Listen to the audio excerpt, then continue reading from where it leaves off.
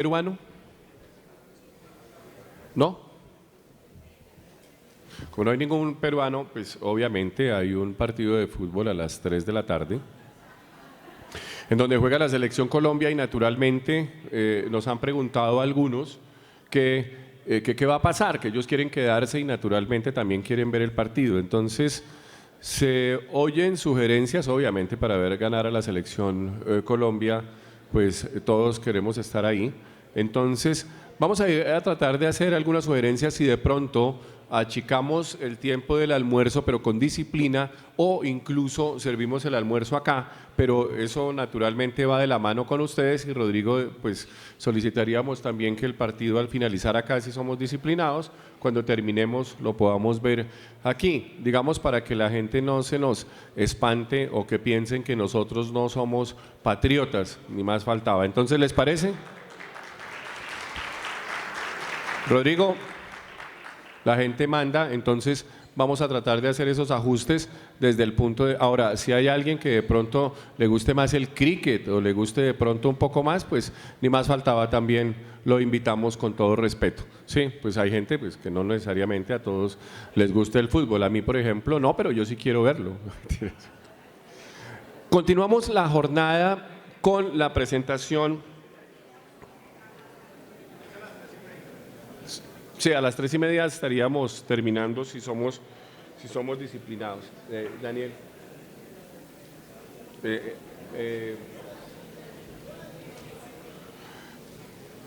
Continuamos la presentación con la conferencia del doctor Héctor Bolaños. El doctor Héctor Bolaños, después de estudiar Administración de Empresas en la Universidad Iberoamericana, que comenzó su carrera en la industria farmacéutica en 1970.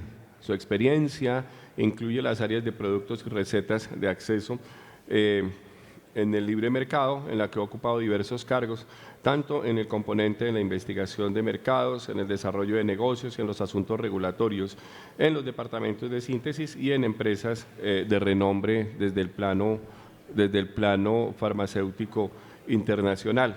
Fue director de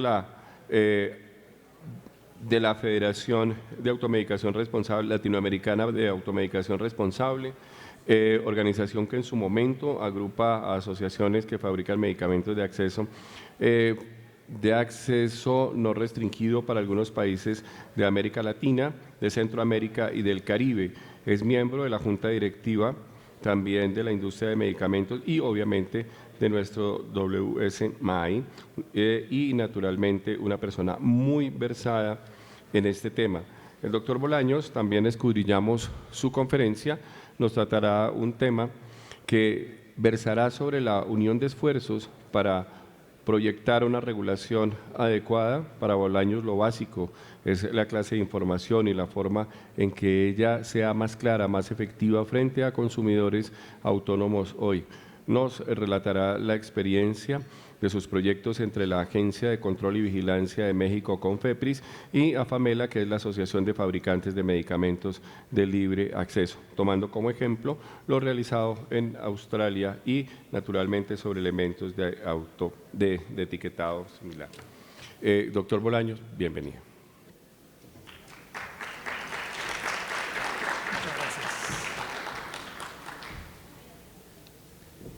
Buenos días. Bueno, muchas gracias por esta inmerecida, buena presentación. Antes que nada, quiero agradecerle a Rodrigo, a su equipo del ANDI, la amable invitación que me hicieron para participar en este evento. Rodrigo me dio algunos inmerecidos elogios en el sentido de la disposición que he tenido para apoyar sus iniciativas. Yo diría, Rodrigo, todo lo contrario. Gracias a ti por tu escucha, por tu abierta disposición a darme la oportunidad de trabajar contigo en este tema, que es un tema que para mí es realmente un motivo de gusto, es algo que me impulsa a trabajar. Yo creo que el título de la conferencia no debería ser, Rodrigo, después de escuchar al viceministro Ruiz, como un gran desafío. A partir de lo que escuché de él, creo que es una gran oportunidad Es una gran oportunidad que sí implica un gran desafío en su implementación, pero a partir de las palabras, y creo que el viceministro habló con todo el convencimiento, toda la fuerza, ustedes pueden pensar en que en el tiempo que sea conveniente, en la medida en que las posibilidades, el contexto se los dé, podrán instituir, tener un fuerte y sólido proceso de autocuidado en beneficio de la población de este bello país.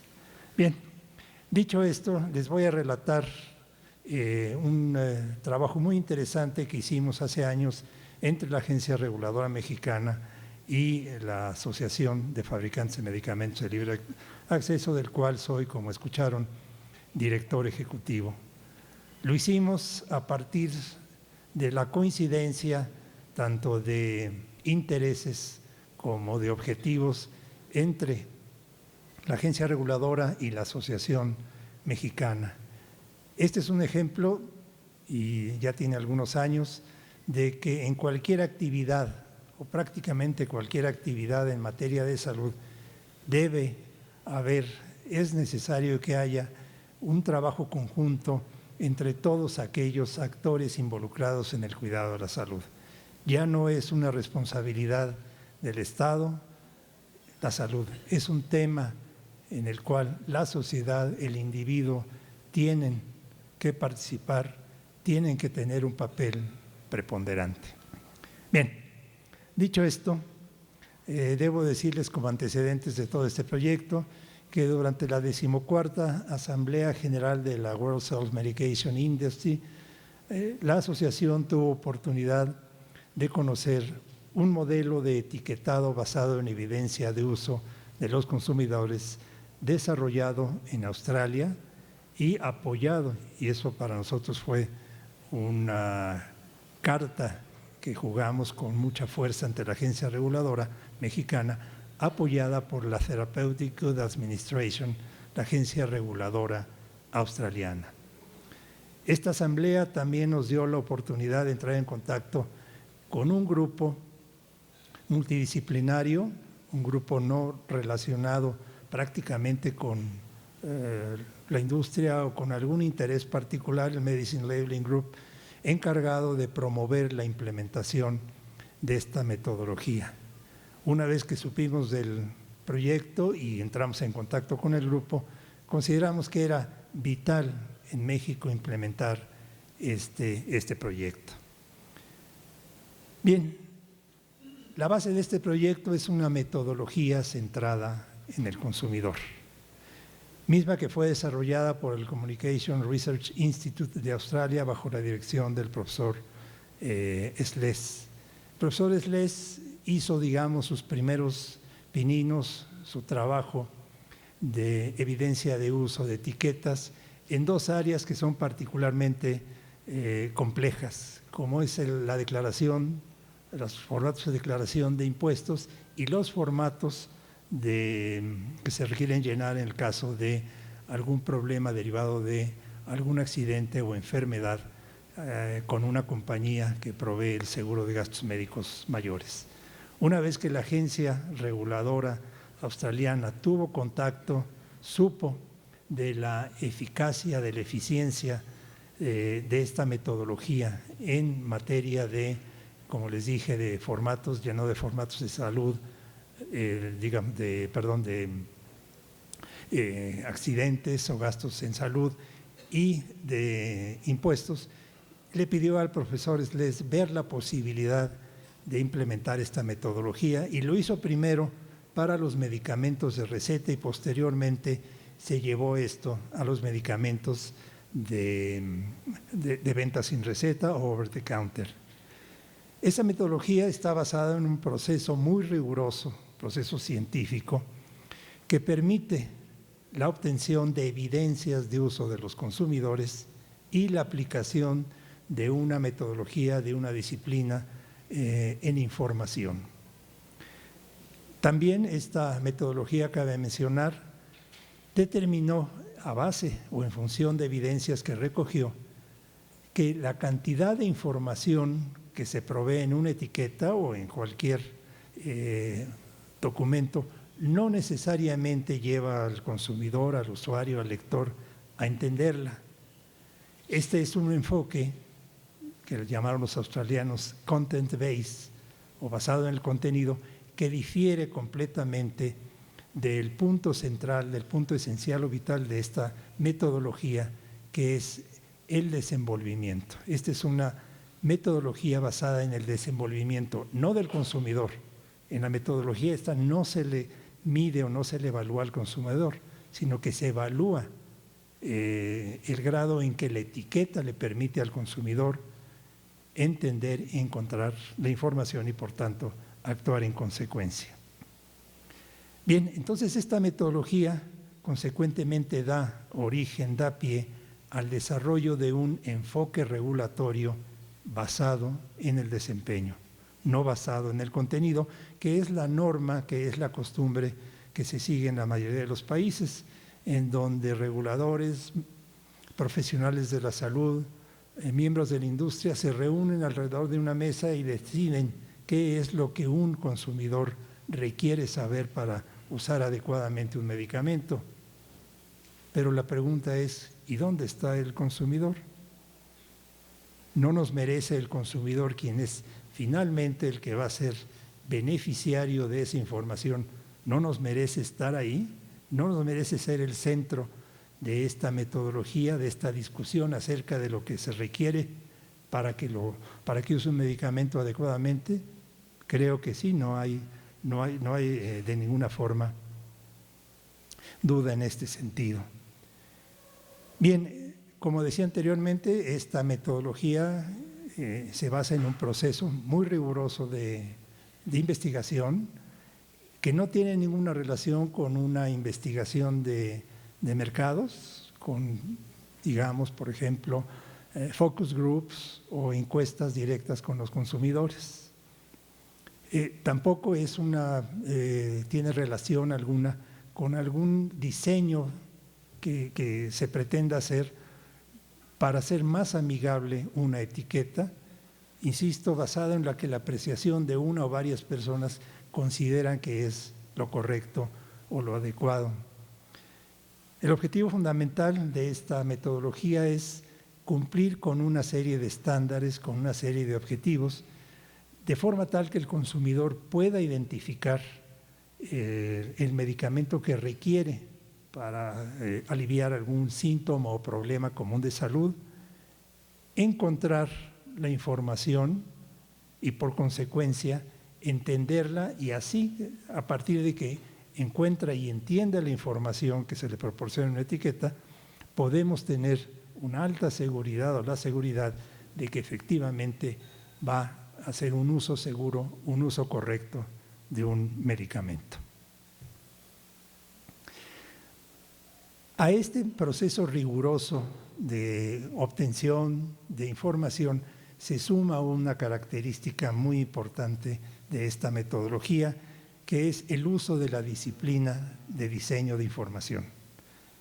A través de esta disciplina de diseño de información es factible incorporar entonces en las etiquetas un orden adecuado, un orden lógico de información, que es el que normalmente utilizamos o deberíamos utilizar para emplear adecuadamente un medicamento.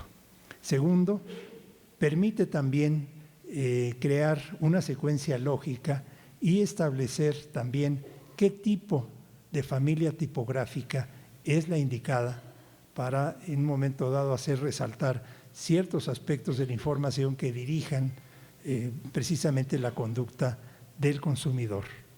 Permite también establecer la manera en que se requiere plantear la información, sea en la manera pasiva, una voz pasiva, o una voz activa, dependiendo del tipo de instrucción que se requiere dar.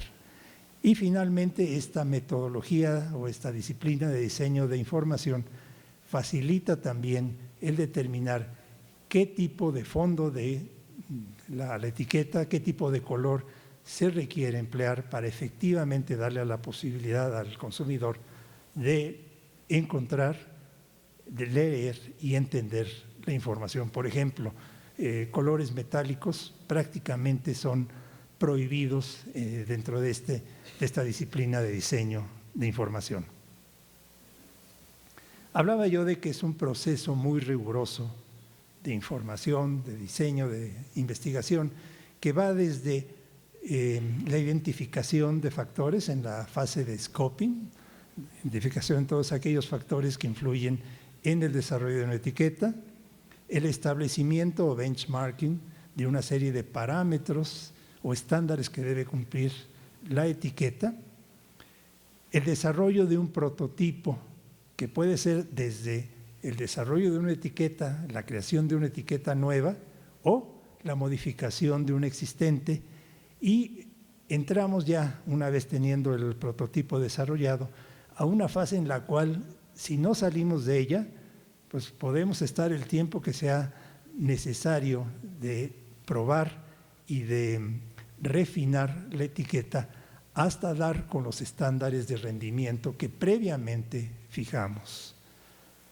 Esto implica, en un momento dado, un trabajo muy concienzudo de análisis, un trabajo muy delicado, digamos, para encontrar realmente cuál es la manera en que se requiere plantear la información para darle al consumidor la oportunidad de usar correctamente una etiqueta.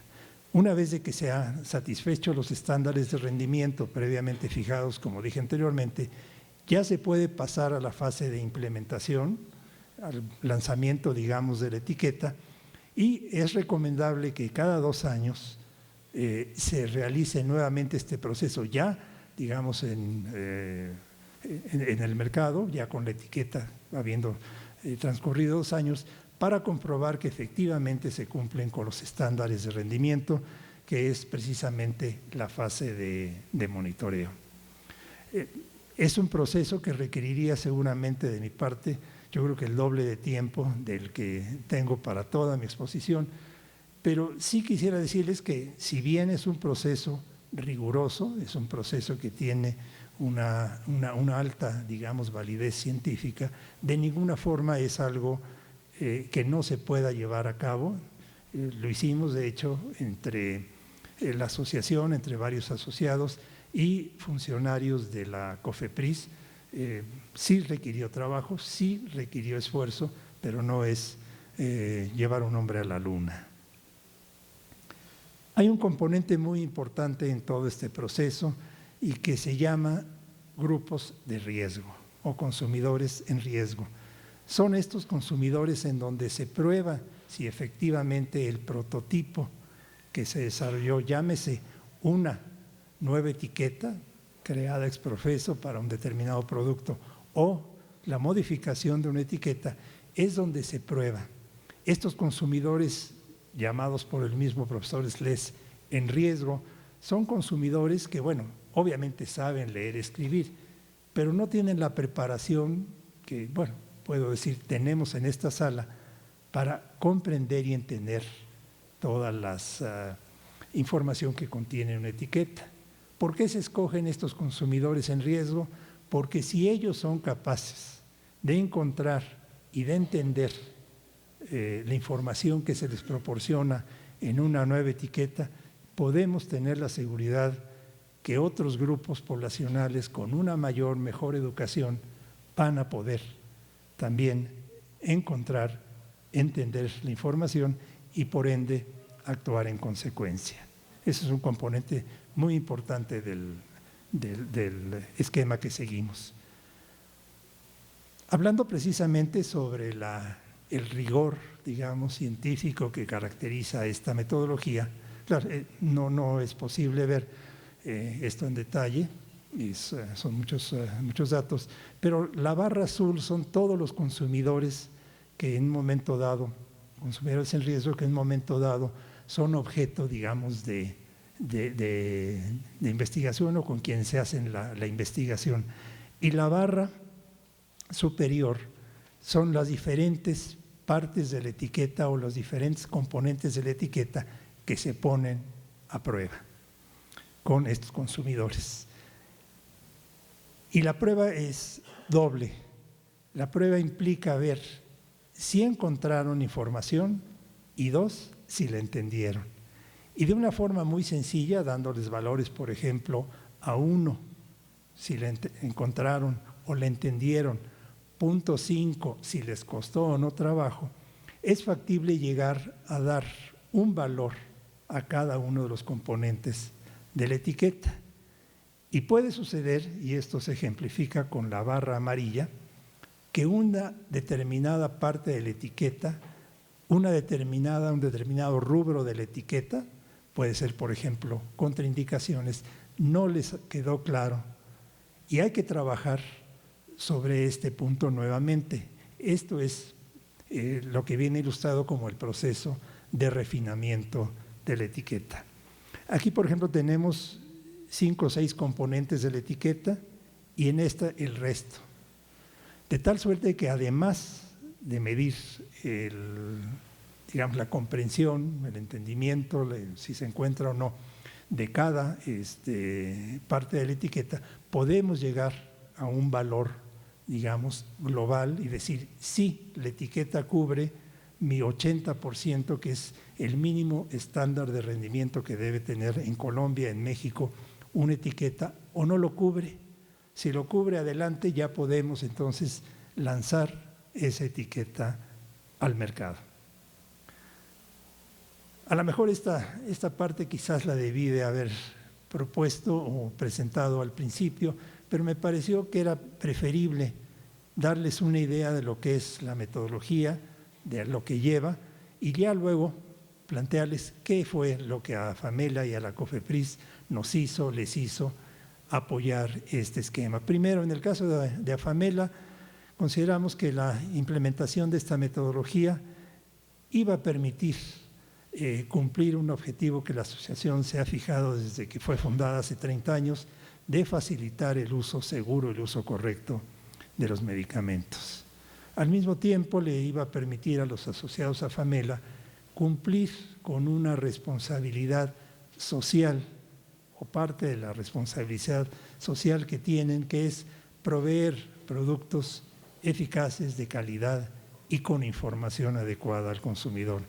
En eso tenemos muy claro que un medicamento de libre acceso, de venta sin receta, no es solamente un medicamento que tiene ingredientes o que consta de ingredientes eficaces, seguros y que la vía de administración sea la adecuada, sino que también es un medicamento provisto de información y mejor que sea con información que efectivamente le permite a los consumidores encontrar y leer el contenido de la etiqueta. Por otro lado, también consideramos que en adición a la publicidad ética que caracteriza a los asociados a AFAMELA y que permite en un momento dado estar consciente de qué medicamentos, qué productos hay para el alivio de un determinado problema o síntoma común de salud, esto se podría ver complementado con una etiqueta que le facilitara la selección y el uso correcto de un medicamento.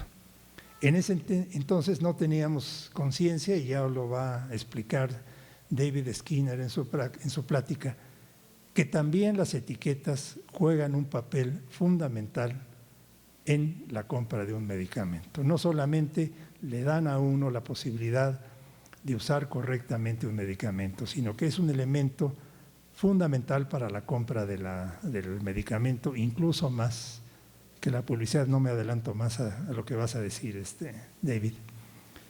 ¿Qué fue lo que movió a la COFEPRIS a emprender con nosotros este proyecto? Bueno, el nombre de esta agencia reguladora es Comisión Federal para la Protección contra Riesgos Sanitarios.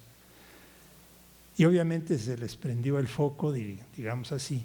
Dijeron, bueno, sí, hay un riesgo en el uso de los medicamentos de libre acceso, particularmente si no se utilizan de acuerdo a las instrucciones que tienen en sus etiquetas. Entonces dijeron, ergo, puedo evitar un riesgo si apoyo la implementación de un sistema que favorece la lectura y el entendimiento de las instrucciones.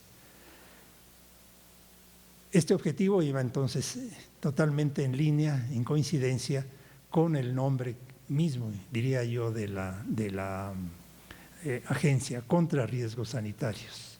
Fue tal el apoyo que recibimos de la agencia que no solamente nos dijo, ok chicos, adelante, me gusta su proyecto, sino que nos dijeron, bueno, queremos apoyar con recursos financieros y humanos su trabajo. La agencia aportó el 50% de los recursos que se requirieron para evaluar la posibilidad de aplicar la metodología en México, además de facilitar que 8 de sus funcionarios participaran en el trabajo de campo para la evaluación de esta metodología. Esta metodología se tropicalizó o se evaluó en 5 etiquetas, 6 etiquetas de distintos medicamentos, algunos de gran volumen, como el último que aparecerá en mi presentación, Alka-Seltzer, que incluso tiene una variedad de usos o indicaciones, como también en productos muy específicos, como fue el caso de un antimicótico vaginal o el caso de un corticoide tópico para problemas de alergia en la piel. Bien, el trabajo que hicimos, y que fue un trabajo de aproximadamente un año, un poquito más, le permitió tanto a FAMELA como a la COFEPRIS confirmar la viabilidad de aplicar los principios, la metodología desarrollada en Australia, en México. Establecer los estándares de rendimiento que deben tener las etiquetas en México para que puedan ser consideradas como efectivamente útiles. Obtener toda la información que se requiere, insisto, a base de o a través de evidencias de uso de los consumidores, para desarrollar unos lineamientos o guías que, como verán más adelante, facilitan, bien sea el rediseñar etiquetas ya existentes o crear nuevas etiquetas. Y sobre todo, encontrar términos efectivamente útiles o términos que utilizan los consumidores en vez de los que, por mandato de la norma de etiquetado, la regulación de etiquetado, deben de en principio estar en una etiqueta. Algunos ejemplos de estos. Por ejemplo, en México se requiere que en la etiqueta aparezcan las indicaciones y lo que hacen muchos fabricantes o hacían muchos fabricantes antes de la implementación de este etiquetado era copiar precisamente el título del rubro, por ejemplo, indicaciones, pero estas indicaciones no les decían completamente al consumidor para qué servía el producto y nos dijeron, bueno, ¿y por qué no, en vez de indicaciones, utilizar como título, como indicación de para qué sirve el producto, esta misma frase, para qué sirve el producto o dónde usar el producto? En vez de dosis y método de uso, ¿por qué no decir cómo usar el producto? Y nos encontramos, por ejemplo, que en el caso de las contraindicaciones, cuando se planteó este término a los consumidores, nos dijeron, sí, contradicciones, ¿no? No, contraindicaciones. ¿Cómo lo expresarías? ¿De qué forma consideras tu consumidor que lo puedes entender mejor? Bueno, no usar sí, no usar en, no usar conjuntamente con o en combinación con. Y en el caso, por ejemplo, de reacciones adversas, esto fue, como en el caso de las contraindicaciones, algo que también no se entendió correctamente y nos dijeron, bueno, ¿por qué no hablar en vez de reacciones adversas?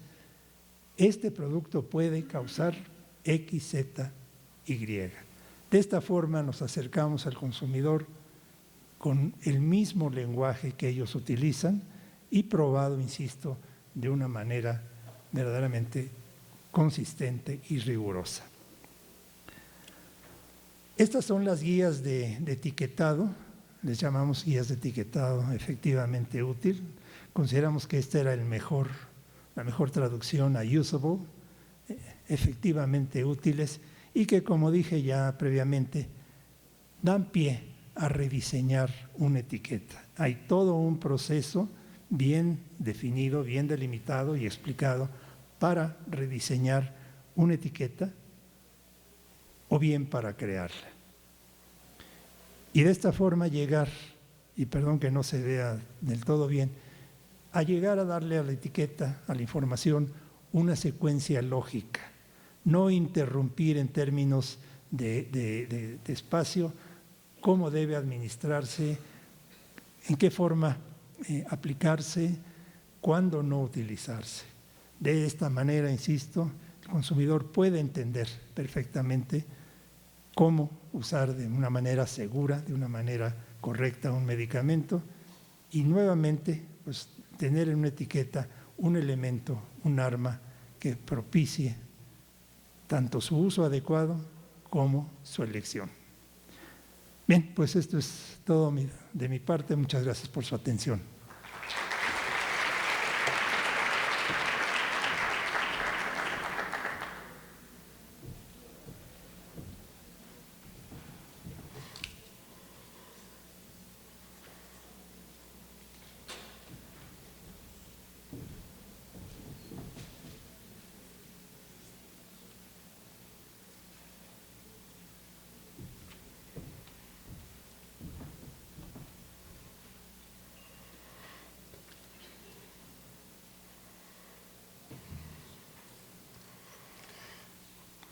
Propuestas y, naturalmente, conceptos que son claros, partidos, o mejor, referenciados a partir de la experiencia. Elementos que sin duda nos recalcan algo, y esto lo digo desde el plano personal, que los consumidores no son elementos pasivos, que son esencialmente activos y que bajo una premisa de proyección, naturalmente requieren por encima de todo respeto. ¿Qué piensa la academia al respecto? ¿Qué piensan los médicos dentro de su proceso de formación? ¿Qué hay ahí? Y la verdad es que aquí necesariamente tienen que estar los procesos curriculares, los procesos de formación de médicos en los diferentes niveles. ASCOFAME es la asociación colombiana que agrupa a las principales facultades de medicina. El doctor Ricardo Rosso es su presidente y lo hemos invitado para que dentro de un contexto académico como es este, técnico también, nos rete frente a las premisas. ¿Qué está pasando con el cuerpo médico dentro del componente de la formación, dentro de su área de formación y naturalmente cómo cabe este tema del autocuidado en la formación de los profesionales que de una o de otra forma son los efectores directos dentro de la relación directa de la salud de los individuos con la salud y específicamente en el campo de los medicamentos? Doctor Rosso, bienvenido.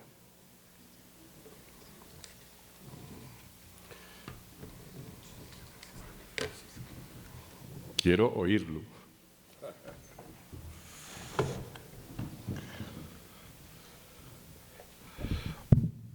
Muy buenos días aún. Quiero agradecer profundamente la amable invitación que me ha realizado la Cámara Farmacéutica de la ANDI, muy especialmente al profesor Carlos Francisco. Siempre me meten unos problemas y creo que este no va a ser mayor ni menor.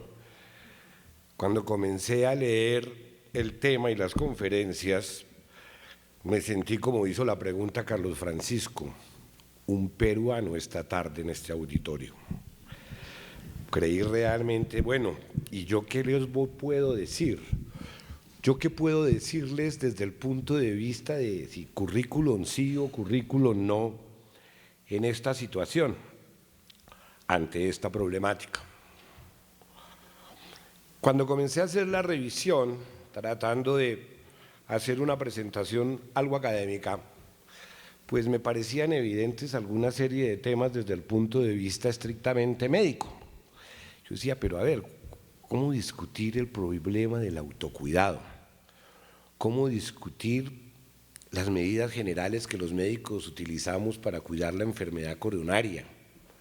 ¿Cómo discutir el tema del autocuidado cuando los médicos somos los primeros en decir cómo se tiene que cuidar un diabético, o cómo decir si el paciente pues, no es como mejor comer mercado y frutas frescas que vitaminas. Entonces me parecía que era algo idealmente y realmente obvio. Luego me puse a pensar, bueno, ¿y estos medicamentos OTC? Comencé a hacer el análisis de lo que eran estos medicamentos OTC y dije, hombre, pero si el Reino Unido, que tiene la agencia regulatoria más grande del mundo, más importante del mundo en el tema de vigilancia, pues acaba de decir que medicamentos que no son inocuos, como los medicamentos utilizados para la próstata, pueden ser vendidos en los supermercados, pueden ser vendidos en las farmacias. ¿Y cómo es que hacían esto?, pensaba uno. Comenzó a vigilar o a mirar las regulaciones y nos dimos cuenta de la primera falencia. La regulación para poder vender medicamentos OTC ya tiene una clara diferenciación que exige una particularísima responsabilidad de los entes gubernamentales, de la academia, de los pacientes y por supuesto de la industria farmacéutica. También sucedió eso cuando dijimos, bueno, ¿y nosotros qué hacemos como médicos ante esta situación? ¿Cuáles son los elementos y derroteros por los cuales estamos nosotros tratando de formar médicos? Y esta diapositiva trata de una manera muy sucinta de las competencias que nosotros en las facultades de medicina le encontramos o les inculcamos a los muchachos. Hay que buscar la información de manera crítica, tratando de una u otra forma de gestar una forma de aprender a pensar, de aprender a razonar y de aprender de una u otra manera a comunicar. Es viejo el aforismo en el cual los médicos todos sabemos que curamos muy poquitas veces. Aliviamos algunas otras, pero por lo menos sí estamos obligados a consolar siempre. Y eso nos llevó a pensar que el médico, de una u otra manera en nuestra sociedad, independientemente del modelo sanitario que se utilice, sea este un marxista-leninista, un pensamiento Mao Zedong bien claro, el capitalismo salvaje más grande que exista, debe ser responsable con el sistema de salud de esa sociedad. Y es esa sociedad, ¿no?, la que ha sido elegido y la que ha dicho qué sistemas de salud debemos tener nosotros. Entonces, lo primero que no debe escaparse en la responsabilidad del médico es esa responsabilidad ante la cual se debe. Y como miembro de esa sociedad yo voy a hacer mi primer conflicto de interés. Fui speaker de la industria farmacéutica, entonces sé de qué hablo. Me declaro en conflicto de intereses por haber sido formador, por haber sido médico, por haber sido prestador, por haber sido investigador, por haber sido empresario de la medicina, por haber ejercido también bajo las paradigmas de la prestación. ¿Por qué? Soy parte del problema. Y nosotros como sociedad también tenemos un conflicto de intereses porque somos claramente parte del problema. Porque hemos logrado tener una profesión fragmentada que está interesada fundamentalmente en sus principios de subsistencia individual, corporativa o social, sin claros elementos ni de autorregulación, ni de autocontrolación, de autocontrol, y muchísimo menos sin liderazgo. Sí, hemos estado protegiendo los márgenes de utilidad de quien sea, incluyendo nuestro bolsillo. Márgenes de utilidad de aseguradoras de pronto, del sistema de salud, de la industria farmacéutica, de nuestros entes relacionados, pero esos márgenes de utilidad, de una u otra manera, han marcado nuestro ejercicio profesional. ¿Y qué quiere decir eso? Que todo es un negocio y estamos viviendo en esta sociedad dentro del negocio y este negocio requiere características éticas muy importantes. Y hemos sido capaces a través de la historia de adaptar la formación médica dependiendo de una serie de palabras mágicas que han ido apareciendo. A comienzos del siglo pasado, mediados del siglo pasado, la enseñanza de la medicina era con fisiopatología. No nos importa si eso sirve o no, sino cómo actúa. Actúa en el miocito, en el neumocito, en el cardiocito. ¿Cómo actúa? No importaba si funcionaba o no, si servía o no. Alguien dijo que en el lóbulo frontal estaban las actividades y actitudes del comportamiento del ser humano, y alguien entonces dijo, si el comportamiento está en el lóbulo frontal y tenemos enfermos en los hospitales mentales que tienen grandes problemas de comportamiento, fácil, quitémosles el lóbulo frontal. Y se los quitaron. Realmente se los quitaron. La historia de la medicina está llena de grandes ejemplos como con base en un comportamiento fisiopatológico tomamos una serie de decisiones que hoy día parecerían hitlerianas. Y eso casi que es un superlativo que no alcanza a decir qué era lo que sucedía. Luego aparecieron y nos escondimos en actitudes humanas, sociales, científicas, muchas de ellas. No voy a entrar en cada una de ellas porque podría detenerme dándole grandes anécdotas, pero sí quiero mencionar el gran riesgo de las últimas y el peligro que le veo a esta tercera. La tecnología. Los médicos tenemos una actitud ante la tecnología en el cual tenemos una fascinación tecnológica impresionante y logramos contagiar a los pacientes y afectamos nuestro sistema de salud. ¿Saben qué? Dejamos de pensar, dejamos de ser seres humanos porque nos importaba más, profesor Carlos Francisco, perdóneme la palabra, meter la guaya, meter el catéter, poner aparatos, porque no es que eso lo pagan muy bien. Eso es alto costo. Nos importa muchísimo entrar a las unidades de cuidado intensivo llenos de aparatos y eso sí, hagamos y no pensemos, metemos aparatos. Por eso nos gustaron las guías de práctica clínica, porque era muy difícil que una guía de práctica clínica no incluyera esos elementos. Y para eso nos inventamos o se inventaron otra palabra maravillosa, evidencia. La medicina basada en evidencia. Nadie, absolutamente nadie puede ir en contra de la evidencia. Pero como ya no nos está gustando, porque no es que la evidencia es hecha por la industria farmacéutica, ¿no ven que no hay ningún experimento clínico controlado que no sea financiado por la industria farmacéutica? ¿No ven que adicionalmente la ausencia de evidencia no es falta de evidencia? ¿No ven que nosotros hacemos una gran cantidad de intervenciones en las cuales la evidencia no nos importa? Soy cardiólogo y soy cardiólogo en ejercicio. No hay un experimento clínico controlado que demuestre que el oxígeno le sirve a un paciente en infarto, pero hay del cardiólogo que no se le ocurra no ponerle oxígeno a un paciente. Y el oxígeno es un medicamento, y el oxígeno vale. La EPS donde yo trabajo, orgullosamente gasta mucha plata en oxígeno. Y en una gran cantidad de razones con evidencia que no tienen esta connotación. Entonces viene el autocuidado y desde el punto de vista reflexivo decía, ¿será que con autocuidado va a pasar lo mismo? ¿Será que nosotros esta palabra, también bonita como la evidencia, la vamos a distorsionar? ¿Será que somos capaces de hacer un contrato social entre el Estado, la industria farmacéutica, la academia, el farmacéutico de la calle, el experto en mercadeo, la facultad de medicina, para que no echemos al traste tampoco nosotros cualquier elemento que trabaje por la salud de los pueblos? Porque de una u otra manera, cuando ustedes van donde el médico, el mejor profesional es el que tiene el mejor conocimiento científico a su alcance, el que más sabe.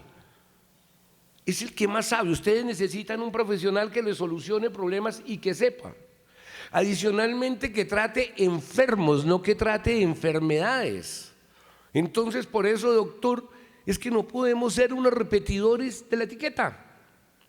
tenemos que educar, tenemos que formar, tenemos que tratar seres humanos y hacerlo entender. Pero tenemos que formarlos también con una actitud crítica, que sepa realmente saber qué es lo que está haciendo, cómo lo está haciendo y si lo que está leyendo es adecuado o no. Que sepa en medio de todo ayudar al paciente, no construir discursos racionales sobre la enfermedad, porque eso sí que es válido hoy día. Como mantenemos esa fascinación tecnológica, nosotros queremos un médico que sea efectivo y que sepa conciliar lo racional con lo relacional. Y eso es una situación que cada día es más difícil en el ejercicio de la medicina. Han existido una gran cantidad de connotaciones que hacen que la empatía del médico se haya perdido. El sistema de salud. ¿Por qué el sistema de salud? Es que es muy cómodo ir donde el médico y es muy cómodo para el médico. ¿Usted a qué viene? Le preguntan a uno de los pacientes.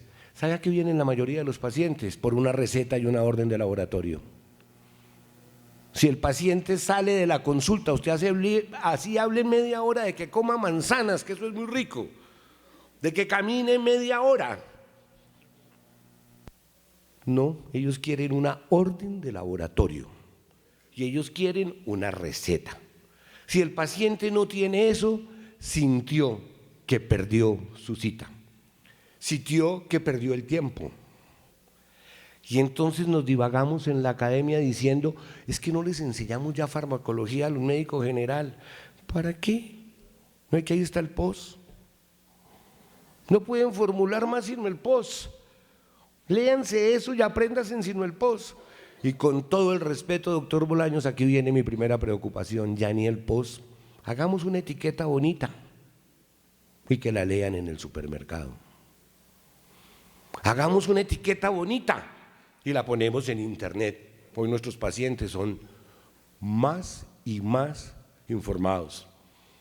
Por eso, el papel del pacto social es tan importante en estos elementos que tienen que ver con este tema del autocuidado. ¿Por qué? Porque así como les mencionaba, la situación de la Gran Bretaña y su agencia regulatoria más importante, les quería decir también que eso no fue tan fácil como simplemente vayan y pongan allá en los supermercados.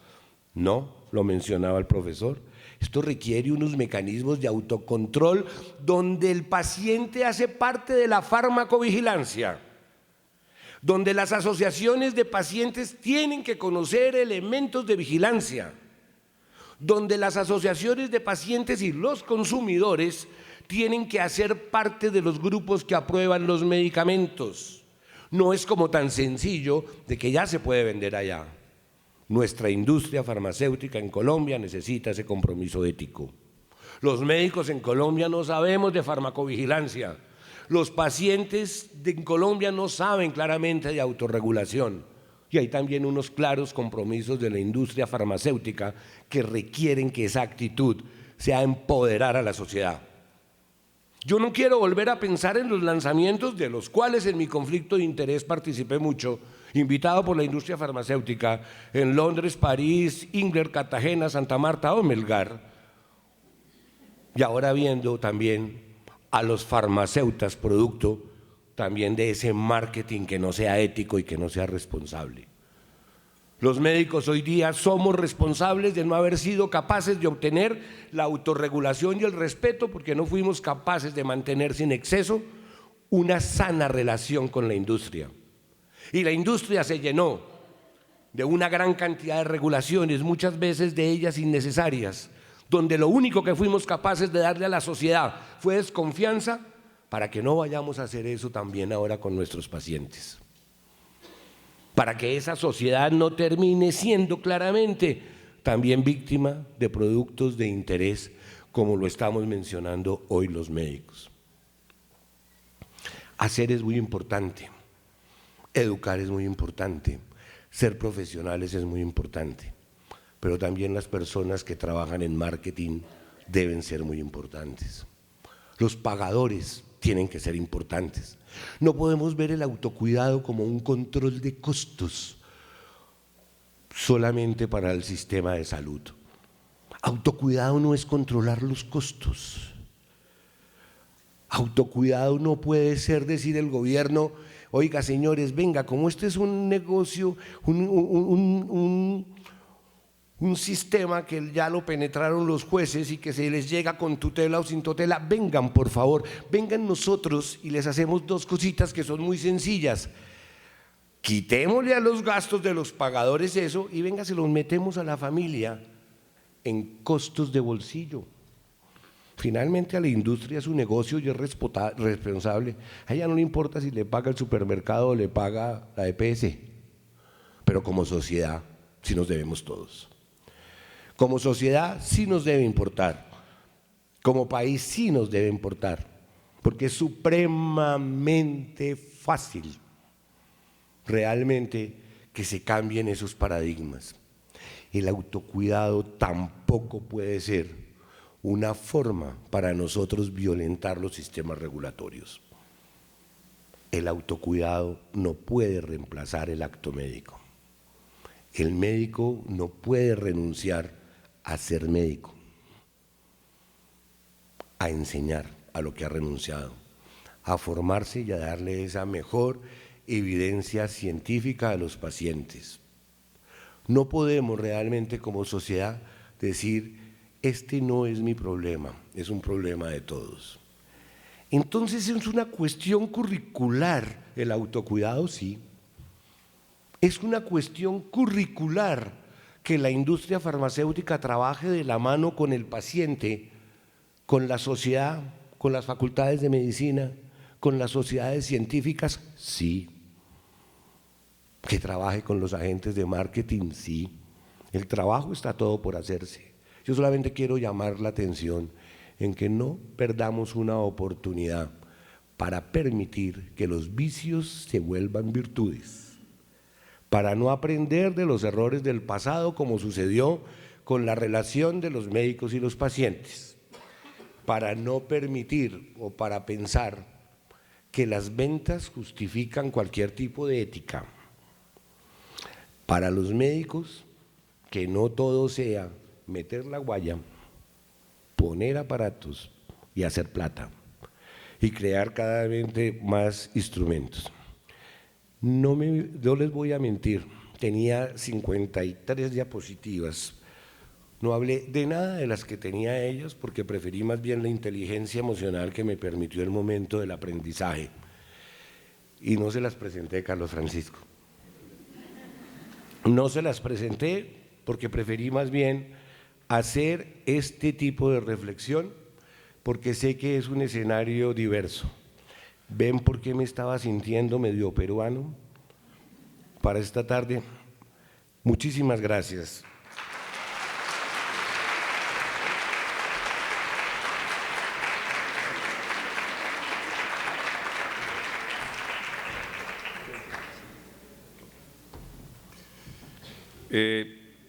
Sí.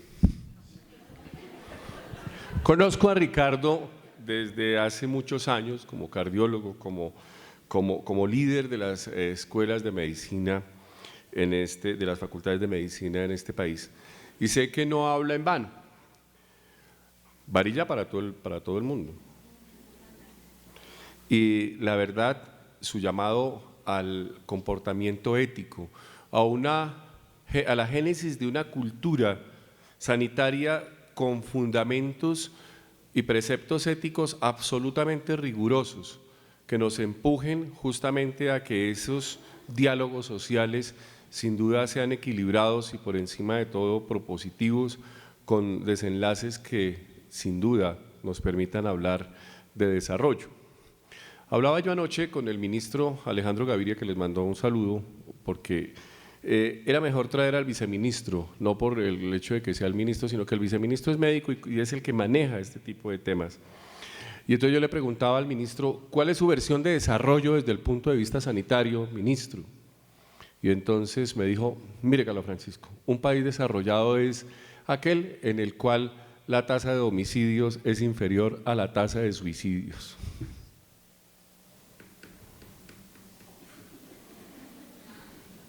dicho por el ministro de la Salud, y es verdad. Cuando uno equilibra desde el punto de vista técnico, desde el punto de vista conceptual y pone las cosas sobre la mesa como debe ser, yo creo que vamos avanzando. Lo decía el viceministro, este sector es un sector lleno de pugnacidad en donde hoy, afortunadamente y a través de un proceso, ya nos podemos sentar todos a hablarnos a la cara y a decirnos las cosas simplemente porque conocemos que hay elementos que dinamizan procesos y desarrollos.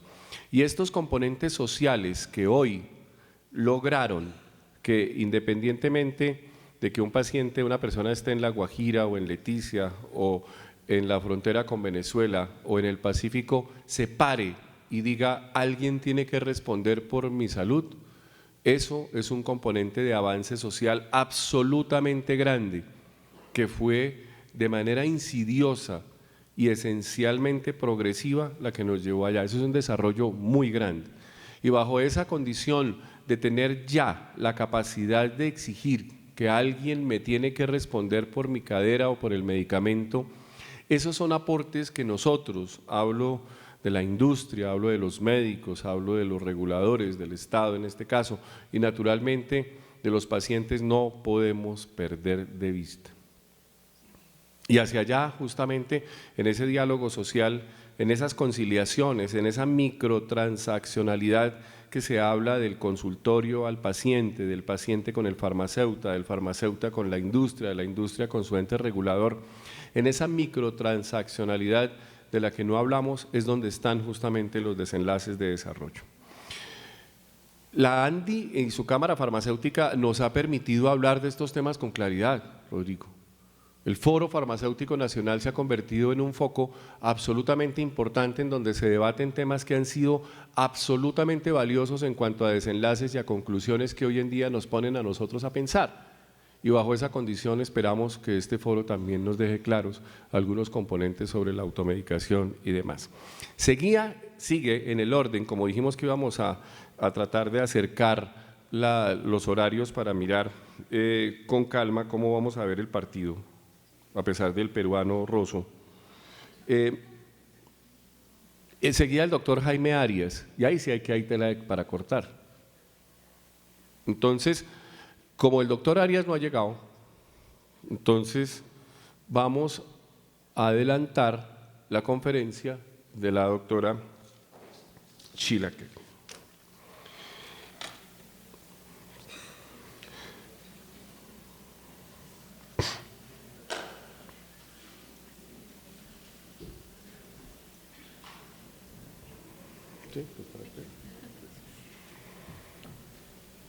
La doctora Kelly es la presidenta ejecutiva de la Asociación de Propiedades de la Gran Bretaña desde 1990, estuvo desde el 90 hasta el año pasado.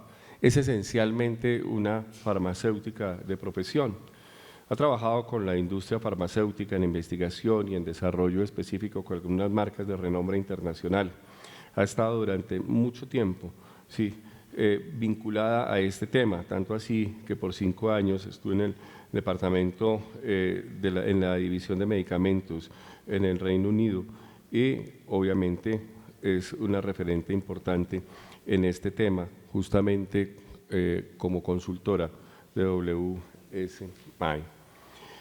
La doctora Sheila nos va a centrar su ponencia sobre cómo mejorar la agenda para la reclasificación de medicamentos sin prescripción médica.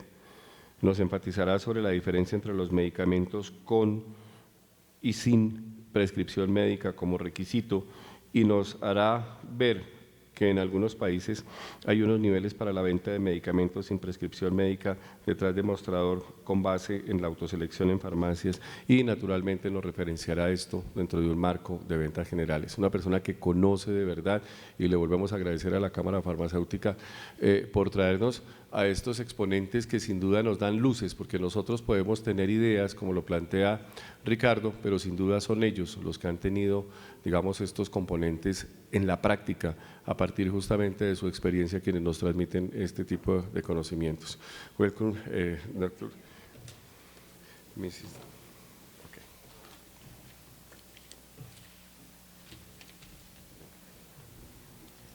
Thank you for that introduction, and I'd like to thank Rodrigo and his colleagues for inviting me to Bogota. It's my first trip to Bogota, and like everybody does these days, I Googled it to find out what to expect from this city that I haven't visited before. And it was interesting that they said the most interesting thing about Colombia and about Bogota are the people. They are warm, charming, sophisticated, and stylish. And I have been here for 14 hours now, and I can confirm that is exactly my impression. So I hope to meet more of you over the next 2 days, and I'm staying for the weekend, so I hope to see something of Bogota. So I was rather nervous to discover I might be the last speaker before the football match, so I'm quite pleased to have been moved forward, and now I'll try not to take up too much time, with my apologies to the translators if I go too fast. I have been involved with Switch in the UK throughout my career, both working for the Industry Association and working for the regulatory body. I believe passionately in it, and I'm very pleased over the last 18 months to work with WSMI to bring together an industry working group to share experiences about what is happening throughout the world with Switch. Our intention was to develop a tool which would be of use in countries who are embarking on a new program. And I hope that our visit to Colombia is timely in that regard. What I'm going to talk about are how do you choose the ingredients for a switch, how do you choose OTC indications, and how do you do a benefit risk assessment. A switch is not new. As you heard from the Minister for Health, the WHO has defined switch, and it did it a long time ago, as long ago as 1998. And they, at the same time as they developed their definition, they developed some new guidelines to suggest how switch and a classification of medicines could be tackled. They recognized that even then it was widely accepted that self-medication has an important place in healthcare systems, and that improvements in people's general knowledge and level of education means that they should be able to form a successful self-medication base. Now, in order to have successful self-medication, people need access to safe and effective products, not just old products. They need the new products which are coming through, and they need the products which, at the moment, only doctors can prescribe. Why would anybody treat themselves if the better treatment is only available when you go to the doctor? So that's where switch comes in. There has to be a clear definition between prescription only and non-prescription medicines. Oh, sorry, this is what I wanted to say with this slide is that many regulatory regimes start with an assumption that non-prescription status is normal. This is a definition from Europe, and it's been followed in Japan, Australia, Canada, New Zealand, and China. And they say the normal status of things, the default position, is non-prescription.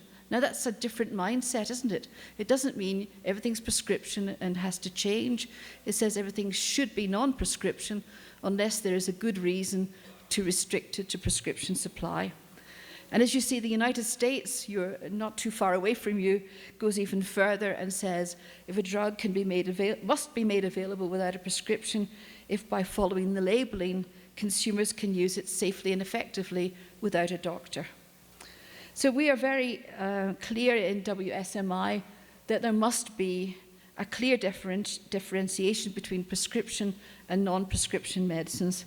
We are absolutely do not support the situation where you tolerate self-prescription. We need clear limits. Sorry. So if you want to start somewhere with this, then quite often I'm asked by associations, say, where do you start to draw up your lists of what things are prescription and non-prescription? Well, WSMI has a list on its website which can help start that process.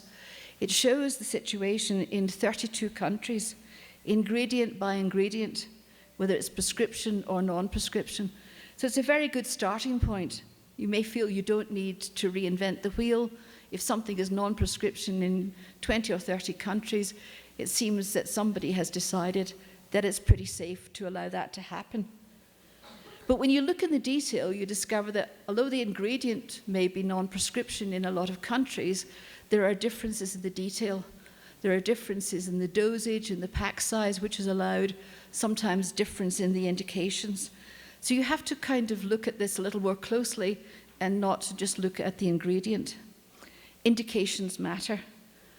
Over the past 30 years, we have seen an evolution in what we consider to be self-medication.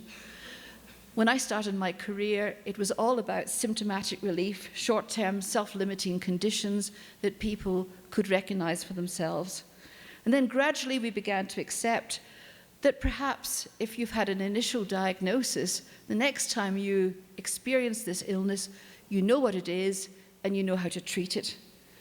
And now we're moving a little further into people with long-term chronic conditions who are saying, I don't want to be defined by my illness, I want to be able to take care of it myself, and part of that is about being able to have access to the medicines when I need them and not have to go to the doctor all the time to get that supply.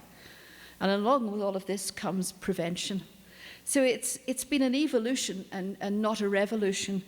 And if people are starting to think that there's going to be some fantastic changes, you have to build bit by bit on a baseline. So a few years ago, our European Association was asked by the European Commission to help this process along. So they were asked to bring together a group of stakeholders and see if we can all try and understand what we mean about self-medication and what we mean about switching drugs in the future. So we had doctors, pharmacists, industry, patient and consumer groups all sitting down and saying, what is it we all agree on? Which bits do we think could be self-care and self-medication in the future? So they started by drawing an axis. They started looking at self-diagnosis or doctor diagnosis on the vertical axis. They looked at short-term and long-term use on the horizontal axis. And they started to put into these boxes different indications and different problems. The first group were very easy. Short-term conditions don't need a diagnosis. You've got colds, flus, headache, and so on, indigestion. If you look in every market throughout the world, these are the conditions that people already treat for themselves. They may do it with a herbal medicine, they may not take a medicine at all, but they manage these conditions largely without going to the doctor. Over 80% of these in some countries are self-treated. The doctor does not see many patients, but the patients they do see take up a lot of their time. So that's where self-care map begins.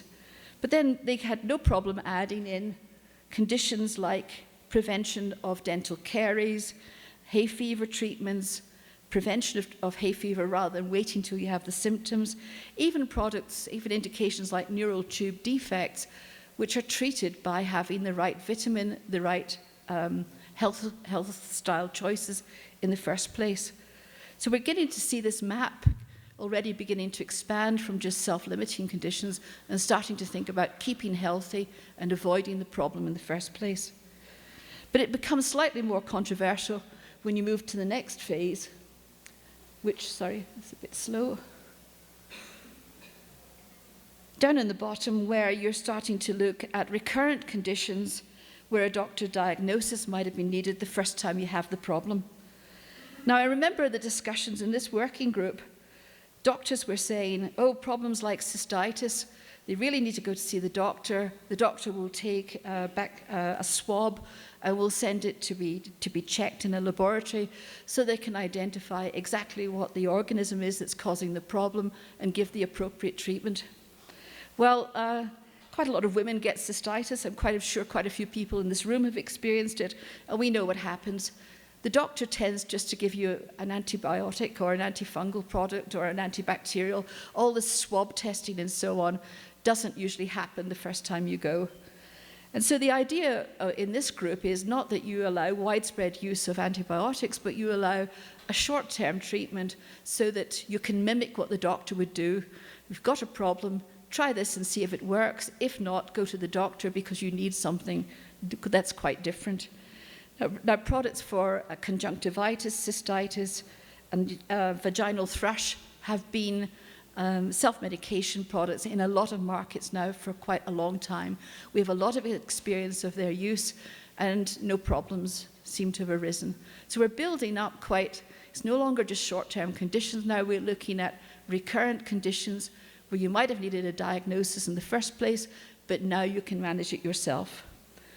And the most controversial block is down in the bottom right, where we're now looking at a very large number of long-term conditions like irritable bowel syndrome, benign prostate hypertrophy, diabetes, hypertension, oral contraception, where a few years ago this would have been unthinkable that any of these could be categories for self-treatment. And yet in the most progressive markets, it's already happening. With appropriate labeled instructions, with additional information, with the engagement of the pharmacist, we're moving far beyond the world where people were just managing their headaches themselves. So that's the map that ASGP helped develop. You will find it in the documentation we're putting together now in the European Commission's website as well. So it has official endorsement, if you like. Not a bad map for you to start with if you're trying to look at a new guideline on self-care and self-medication. But the question that kept being asked in our group were, well, it's all very well to map all of this out, but there needs to be a dialogue between the regulator and the industry, because we often come at this from very completely different directions. The industry presents all the positive things, the regulators look at the things that could go wrong because they understand that they could be held responsible for that. So we needed a tool that would allow a proper dialogue about is this a suitable candidate or not. So we needed to know, we know what questions to ask. We really don't know how to prioritize the data or to evaluate the answers. And we needed a tool to enable a proper dialogue to come to a common position. WSMI sponsored the work, which Gerald Zeekins already mentioned, to provide that tool, and it was published just a few years ago. This is the benefit-risk model for evaluating a drug for non-prescription status. In fact, it's a very good tool for a lot of discussions, and when you use it, you discover it takes quite a lot of the emotion out of the discussion. You're starting to look at facts and figures and having a discussion on a rational basis, which is a much more comfortable place for us all. It's a systematic and logical approach to evaluation. It sets out the risks, and we all know about these. The risks are misuse, accidental or intentional, worsened outcomes, perhaps a delay in treatment can make things worse, overdose. But for the first time, it also spells out the benefits. What are the benefits of improving access? Do we get better clinical outcomes? Are there public health benefits, economic benefits to the patient? And where does the consumer feel that they would like to be involved in their treatment? I'm very pleased to say this guideline, almost as soon as it came out, began to be adopted by regulatory bodies throughout the world. It's already been adopted and included in new guidelines in the UK, New Zealand, and Canada. And my colleague Dion has said in Australia there's a recommendation that it should be picked up. So I think this is going to be the beginning of the next wave. I hope we'll see it in all the new guidelines as the regulators throughout the world start to update their systems. Brazil is currently consulting about looking at its own guidelines for switch, and WSMI has proposed that this be included. So let's hope that that will be the first to be adopted in Latin America. So what does it do? Well, I'll show you, you can have a look at this example in more detail when you download the slides. I picked out an example that I happen to feel quite strongly about. It's the use of triptans for migraine. Now, I have friends who have proper migraine. They don't just have headaches.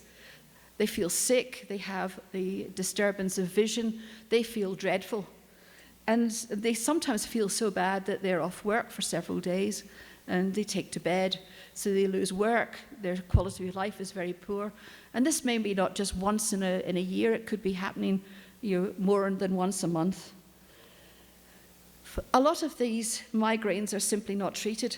because a lot of people don't realize that you could get a treatment, because most of the treatments are available only on prescription. You never see advertising for them. So the assumption is that it's all you can do is take an analgesic, and if that doesn't work, you just have to wait until eventually it runs its course. Now, if you look at the possibility of having a triptan available for this, what it can do is it gives you rapid onset of action. It deals with the question of whether or not you can reduce the nausea or vomiting. It can tackle the problem of sensitivity to light and sound, and it gives a sustained response. On the face of it, it offers a lot of benefits.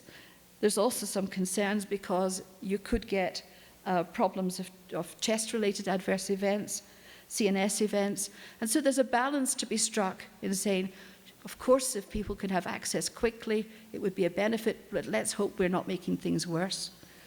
Now, I'm very grateful to people from Johnson & Johnson who actually did the maths on this. So they looked through all the clinical studies, all the adverse reaction reports, and they worked out the figures. So you could then plot a graph that shows, in quantified terms, what are the benefits, what are the risks. And you can see it starts to get much easier to understand. You know what? I think the benefits, in this case, really seem to outweigh the risks. So they look then at the risks in more detail and say, how many people really will be affected by this? Can you reduce their risk by giving good label information or giving information at point of sale? And triptans have been made available over the counter now in UK and Germany, and I think 1 or 2 other markets. So this is a real-life example, and I hope we'll see more of these examples as this tool starts to be used and people become more comfortable about presenting their data in this way. So what are the essentials for, I'll come back to that slide.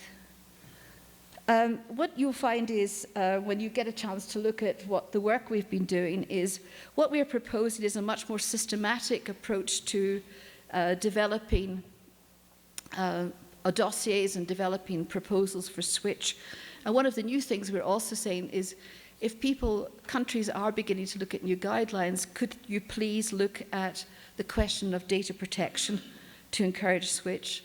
Because the problem is, the more data that is being required, the more investment that has to go into this, the more companies are asking, why should I be the person who invests in all of this when other companies can come to the market at exactly the same time? So we are beginning to look at this question of whether we can have data protection for the much improved dossiers and more improved background work that is going on to support these switches. There are precedents for this in the United States and Japan, where they already give 3 years data protection if clinical work has been carried out. So the hope for WSMI is that we will start a dialogue to see if we can improve this in other countries. So what are the essentials for a switch framework? The essentials are define what is non-prescription. That's the default position. Describe the criteria that has to be met if a drug has to be restricted to prescription control. All others are non-prescription. Publish lists of prescription and non-prescription medicines. Develop guidelines so that people know how to put an application together with clear timelines and clear processes. The most successful countries encourage scientific advice meetings between the agency and manufacturer. And this benefit-risk approach to evaluating applications is becoming a major tool to help that dialogue work. We'd like to see data protection built into the framework and an effective pharmacovigilance system. And of course, above all, this project doesn't stand alone. It has to be integrated with good labeling and good patient information and really good advertising controls. The slide I glossed over and the one I want to go back to is this one. This is also part of the benefit-risk paper, and it says what you have to do with all of this is not a single decision. Communication and stakeholder involvement is key. There has to be a dialogue between regulators and the industry right at the beginning before an application is even put together.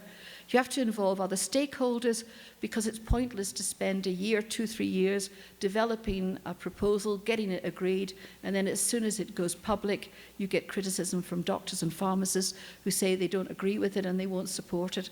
So their involvement right at the beginning is absolutely critical to making all of this work, and you're having a grown-up discussion about what are the issues, how can we tackle this together, which I think is very much the theme of this meeting. So all of this work has just been finished. It isn't yet on the WSMI website, but it will be very soon.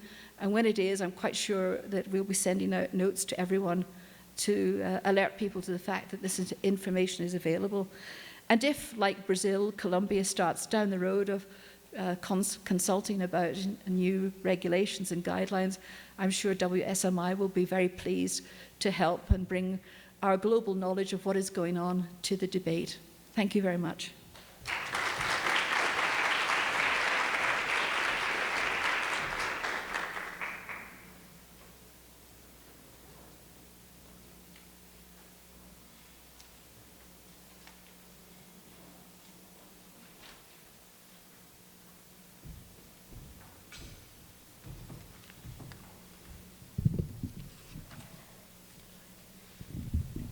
Los ejemplos y las normas, la guía, el camino están ahí.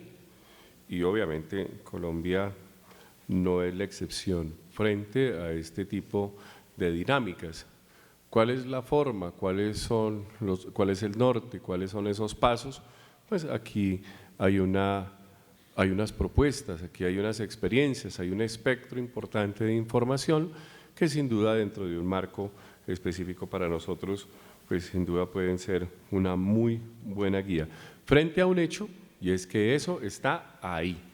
Escaparnos o potencialmente decir que no, pues definitivamente sería un error. Y aclaremos, la automedicación, el autocuidado no solamente hace referencia a la automedicación, son muchas cosas. La automedicación solamente es un componente de esto. Y como decía la doctora Chila, es importante definir claramente los conceptos. No es lo mismo automedicación que autoprescripción.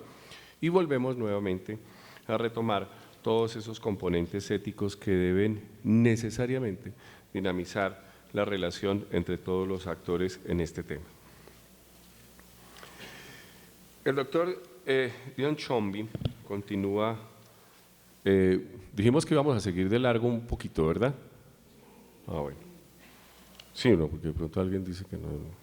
Entonces, el doctor Dion Chomby nos va a hablar, conferencia es Replanteando el panorama de reclasificación en Australia. El doctor Chomby es el director ejecutivo de la industria australiana de automedicación. Tras la finalización de sus estudios de medicina y con sus prácticas respectivas en el 80, Dion trabajó en diversos entornos clínicos. Fue miembro de un grupo de trabajo que llevó a cabo una importante revisión de los controles en la publicidad y en debates que concluyeron con el actual Código de Publicidad de Productos Terapéuticos. Dion es un firme defensor del autocuidado y la noción de que los consumidores deben ser apoyados para asumir una mayor responsabilidad personal en el mantenimiento de su salud y su bienestar. No solamente en eso, sino también en la prevención de las enfermedades y la gestión de las condiciones y de sus dolencias, es decir, la autogestión de su propio riesgo es patrimonio de cada uno de nosotros. Él cree que el cuidado de uno mismo debe ser reconocido formalmente como parte integral de los sistemas de salud pública y que no debe haber un mayor reconocimiento para la automedicación, más allá simplemente de considerarlas un componente complementario esencial dentro del autocuidado y naturalmente dentro de la relación con el sistema de salud. Él, bienvenido, Dion. Él nos hablará sobre su experiencia en Australia, lo que es la aversión a una cultura regulatoria, específicamente sobre los obstáculos regulatorios, sobre todo en las restricciones a la publicidad. obviamente los papeles que deben cumplir en este caso gobierno e industria y naturalmente algunos aspectos que sin duda con su experiencia nos pueden ilustrar. Simplemente es un defensor de verdad muy reconocido sobre esto de automedicación, pero no un defensor a ultranza, sino una persona quizás de las más ilustradas en el mundo en este tema. Bienvenido, Dr. John. Welcome.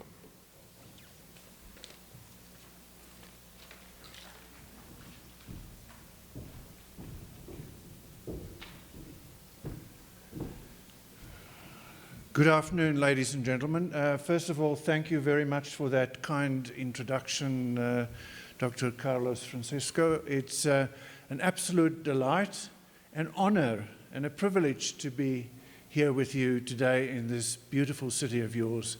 We had a wonderful introduction to it yesterday, memories of which I will cherish for a very long time. We took a very early flight from Mexico City, got up at 5 o'clock in the morning, 4-hour flight to Bogota, and the temptation was to go straight to bed after the flight, but Dr. Deacon, our friend Gerald, said, come, let's go for some sightseeing. So Sheila, Gerald and I took ourselves off. We took a cab and we experienced your wonderful traffic flow. And to add it to the experience, there was a major accident on one of the big roads, which just made matters so much worse. And finally, the cab driver said, look, guys, I'm not going to get you close to the city. I'm going to drop you here and you can walk. And what a wonderful experience that was. So down the hill, that stream that goes down to the city through the university area, down to the beautiful square with the cathedral and the historical buildings. What a wonderful experience. And then we caught a cab, tiny, we sat in it like this, up to Montserrat. We took the funicular up there, and what an wonderful experience that was as the light goes down and the city lights go up. It was just a magical experience, so wonderful to be here. The other great thing about these meetings is that we share experiences, some of them good, some of them not so good. We learn from each other. This is really great. So I'm not standing here to tell you how good or fantastic we are. I'm probably going to say more about what needs to be done in Australia, but hopefully through this meeting we will get some ideas of what we can take back to Australia and learn from you. So I'm just going to manage your expectations and say, well, this is not the magic solution that I'm going to present to you, but rather how is life amongst the poisonous spiders, snakes, crocodiles, and lethal jellyfish in the non-prescription medicines area.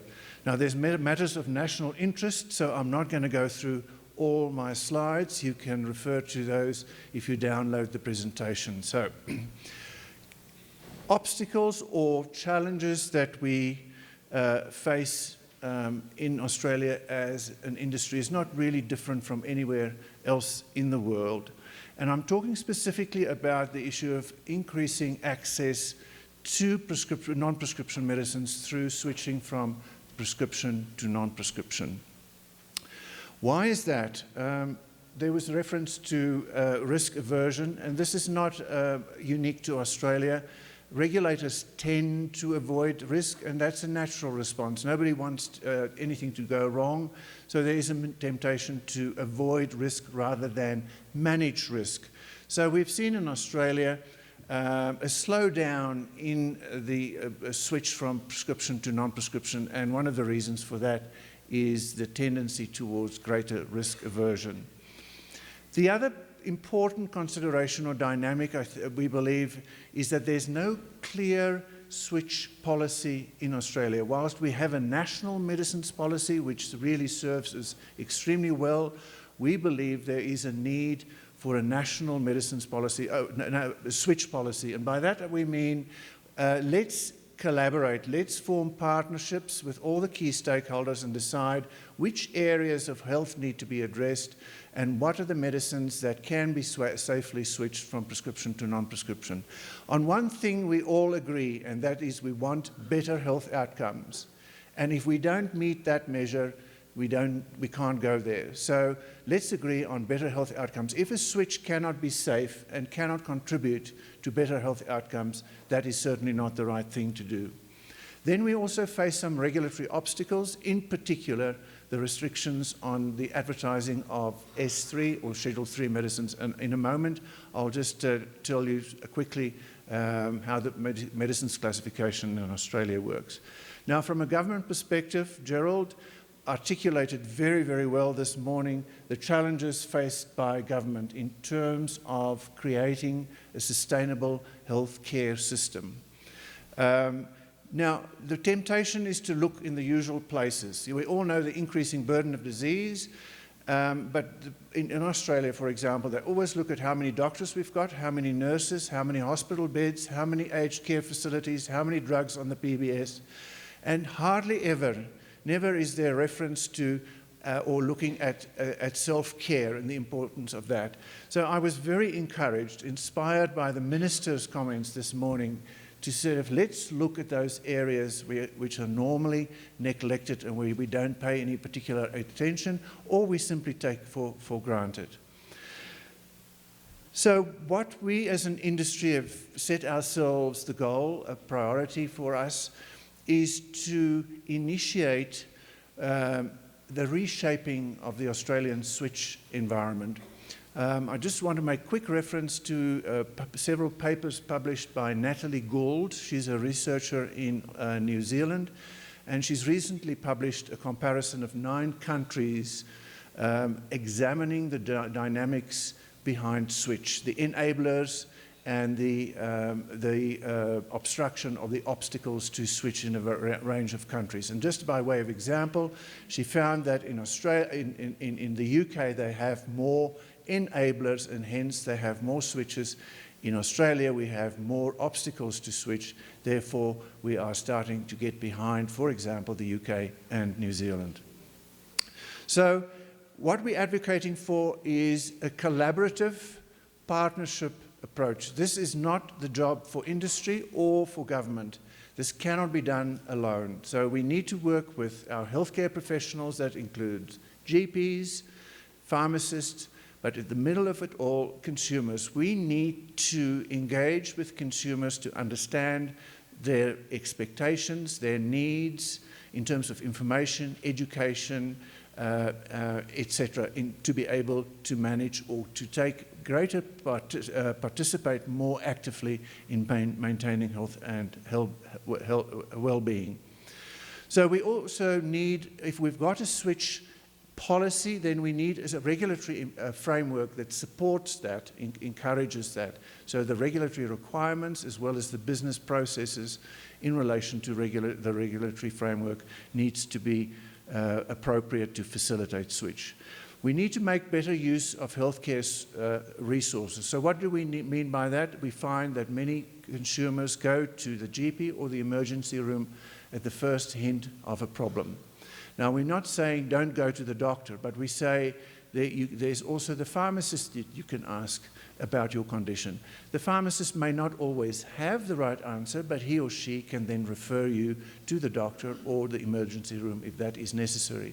So we're advocating for, and this is really coming from the profession in Australia, there is a concerted, coordinated drive to develop pharmacies into healthcare centres rather than places where medicine scripts are being filled. Empowering consumers to take more responsibility. Now, this is easier said than done. How do we get there? And Dr. Ricardo Rosa's impassioned plea about the consumer, I mean, that really resonated with me. How do we not just try and develop another fix or magic solution for a problem, but how do we properly engage and not turn vices into virtues? I quite like that quote, I must say. Now, just very quickly a background. In Australian, we have 3 OTC categories or schedules. First is Schedule 3 or pharmacist only, and by law, pharmacists are required to provide counselling, before they can supply this product to consumers. Then we have Schedule 2, or pharmacy only, which requires the medicines to be supplied through pharmacies only, where advice is necessary when required, but these products are available for self-selection. And then we have open sale or general sales list, where the medicines is available in supermarkets and other non-pharmacy retail outlets. That's a summary of the scheduling system that we have. And the area that I want to point to is that pharmacist-only medicines or Schedule 3 medicines, there's a default restriction on the advertising of those products. But on a case-by-case basis, sponsors can apply for exemptions. And in applying for these exemptions or lifting of the restriction, there are some guidelines which need to be taken into consideration when considering an exemption, and I'm not going to go through the detail of that. You can read through that by yourself. So what have we got in Australia at the moment in terms of advertisable Schedule 3 medicines? Generally the topical antifungals, oral antifungals, the GI products, NSAIDs, and some others. The main ones that are not advertisable at the moment would be the proton pump inhibitors, the higher dose ones. Recently in Australia, we had a switch of omeprazole from S3 to S2. That's now automatically advertisable, but that is smaller pack size as opposed to the larger pack in S3. Ocular bacterial, so chloramphenicol for bacterial conjunctivitis. And the other important one that I want to highlight here is ibuprofen. A combination of ibuprofen paracetamol, for example, is available in supermarkets in New Zealand, have been available over the counter in the UK for I can't remember how many years. It took the TGA, that's the medicines regulator in Australia, 3 years to approve this, to grant market authorization for this product. So something needs to be done to address these issues. So major switches, I'm not going to go through that. You asked me to cover some of that, but please have a look at my slides. I don't want to take up time going through that line by line. This slide is just to demonstrate where Australia sits in relation to Australia, by far leading the switch agenda along with the UK. This is where we want to be, and that's where we're aiming for and aspiring to be. But there's been some really good developments which present opportunities for us in Australia to get change in this area. And the first I wanted to cover is a report that was developed by a highly reputable, independent Australian think tank, very influential with government. In fact, the health minister launched this report in Canberra in June this year. The other area that I quickly want to cover is there's some major opportunities for regulatory reform in Australia. So the GAP report, Global Access Partners, is the name of the think tank. They addressed 3 of the many, many aspects of self-care. The first is the vital key issue of consumer health literacy. The second is the role of community pharmacy. And thirdly, the role of non-prescription medicines in self-care. On the issue of health literacy, I think there's general agreement that health literacy is the key to better or expanded responsible self-care.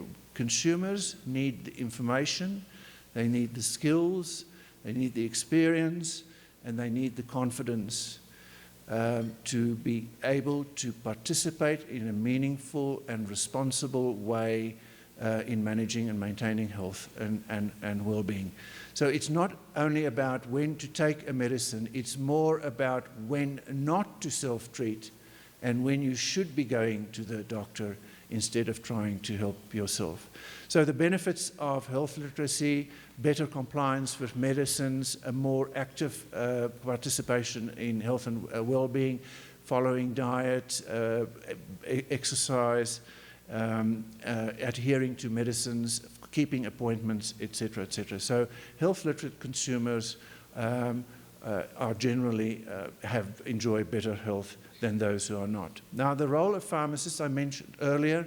Previously, it was the traditional role of pharmacists to fill scripts. Now, that is changing dramatically and very rapidly in Australia, and there is now a coordinated effort by community pharmacists, the two main bodies, the Pharmacy Guild and the Pharmaceutical Society of Australia, coming together and working also, interestingly enough, with industry and other healthcare professionals, including doctors, to develop models for the management of minor ailments in pharmacy, and pharmacies becoming health centres rather than dispensing centres. But there are obviously changes required, some major paradigm shifts. Speaking from my previous life as a physician, there is still a tendency for doctors to think that they know better about everything. That is not so, but we also heard earlier the health minister saying he is a convert himself. That's how I interpreted it, and it's probably why he was asked to make the presentation, is that shift that occurred to see we don't know everything. We need to engage with other stakeholders. Nobody holds the solution or the magic solution for any of the issues in relation to health and health care. Now, this is an Australian first, where we have attempted, or Macquarie University has done the work, to demonstrate the value of non-prescription medicines to the Australian economy. This is work that was done through grant funding by ASME, that's our industry body in Australia. And this was an attempt to point go to government and say, well, look, you have looked in that sort of usual areas of the number of doctors, the training of doctors, the number of nurses, hospital beds, etc. But you need to we also need to look at the area of self-care and specifically the value of non-prescription medicines. And what the Macquarie University study has revealed is that they did some modelling, and they asked themselves the question, what would happen if the 10 most used OTC medicines in Australia would switch back to prescription only? And what they found, depending on the category, is that between 55 and 75% of consumers would go to their doctors to get those medicines on script. What are the implications for that? 75 million GP visits to a value of almost $5 billion. And the indirect value in terms of lost productivity would amount to almost $7.5 billion. So the current savings of OTC medicines or contribution to the economy in Australia is over $10.4 billion. They also looked at the scenario, what would happen if we could switch products which are over-the-counter available in other countries, also in Australia, plus oral contraceptives, which we know is not OTC at the moment, and what the value of that would be. And what they've calculated or estimated is that the value of that would be in total just over $2 billion. And you can see there 17 million GP visits and a cost of almost $1 billion in productivity. So the aim of this is just to say, let's stop and think and what we can do in this area, not claiming this is the magic solution, but what contribution can this industry make towards creating a more sustainable healthcare system whilst maintaining individual and public health and safety. The GAP report makes a number of recommendations. Obviously, the increased investment in health literacy, and more specifically, they recommended that programs need to be introduced in school curricula to teach kids and raise early awareness about the quality use of medicines. They also recommend the implementation of incentives for healthcare professionals, so that would be both doctors as well as pharmacists, and to enhance the role of pharmacy, community pharmacy in the delivery of primary health care. And this is what I mentioned earlier about turning community pharmacies into primary health care centres. They were also very specific in recommending the removal of regulatory obstacles, and they were quite specific in identifying the restrictions on S3 advertising. So the regulatory reform, just very quickly about what's happening in the area of regulatory reform. The government in 2014 announced an independent expert review of all aspects of the regulation of medicines and medical devices in Australia. The aims of the review is to streamline business processes, make it more cost-effective and more efficient, but also importantly, to look at other parts of the world at best practice and to harmonize with best practices elsewhere in the world, something which the industry has always been very strong about. Now, the responses to the environment from the OTC industry, I'm just mentioning two examples from the industry as well as from pharmacy. We have developed in collaboration with the Pharmacy Guild and the Pharmaceutical Society of Australia, those are the two main industry bodies for pharmacists, a new communications model. So this is alternative, this is different from the normal advertising which currently is applied to S2 and open sale medicines. We've also advocated for the adoption of the model that Gerald mentioned and Sheila went into more detail. This is the BRICE model, which is the decision tree as well as the communications model. And then also partnering with pharmacy to develop a switch agenda for Australia. And this is consistent with what's happened in the early 2000s when PAGB led the charge along with other stakeholders, consumers, government, healthcare professionals and others to develop a switch agenda for the UK. That is what we have just started working on in Australia. And then community pharmacy, just a few words about what's happening there. So the primary goal of the new model that we are promoting or advocating for is to raise consumer awareness about S3 medicines. We have a situation in Australia where chloramphenicol is available from a pharmacist for the treatment of bacterial conjunctivitis. What happens? Consumers go straight to the GP. Medicare cost and a script which then has to be reimbursed. What is the point of increasing access and then not creating consumer awareness of that? It makes no sense to keep consumers in the dark. We really can't see the logic of it.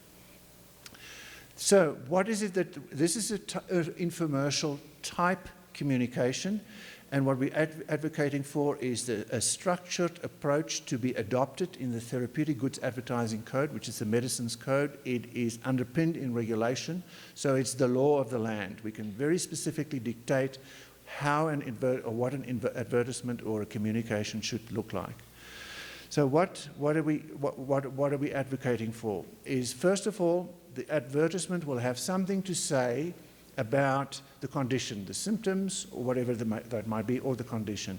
Secondly, and this is key, branded information. There's a strong view that we should talk about diseases and disease awareness. That is just not practical from an industry perspective at all. So branded information about the product, how a PPI is different from an antacid or any other medicine, to get consumers interested in, if they've been using antacids and you just advertise another one and said, well, I'm using this one, so maybe if it's cheaper, I'll consider that one. So it doesn't really lead to any activation in the consumer. And then the key and the most important part of this is the role of the pharmacist. So the takeout of the advertisement or the infomercial would be, I need to talk to my pharmacist who will decide whether this product is appropriate for me or my condition. Not, I saw the ad on television and I want it and I'm not leaving the shop until I've got it. So we want to address that issue.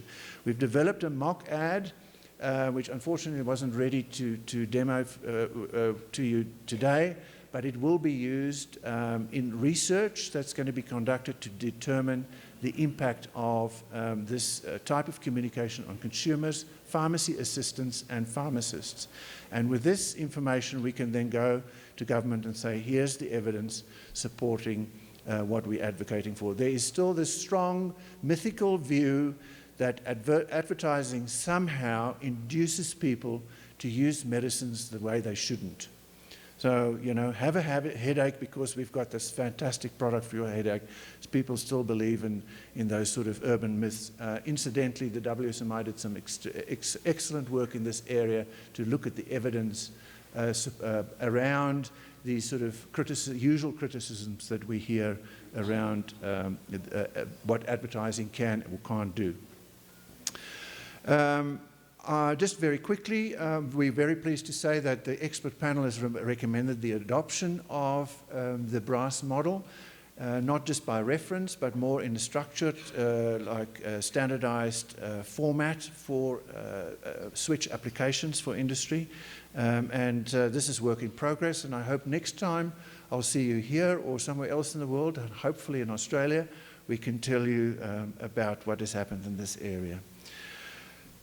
Last slide, and I touched on this before, pharmacy is already in the process of transforming pharmacists into healthcare centres. And the beauty of this also is the collaborative approach of that. So there are companies involved, ASME is involved, doctors, GPs, consumers, in the process of developing what is necessary to transform community pharmacies into health centres.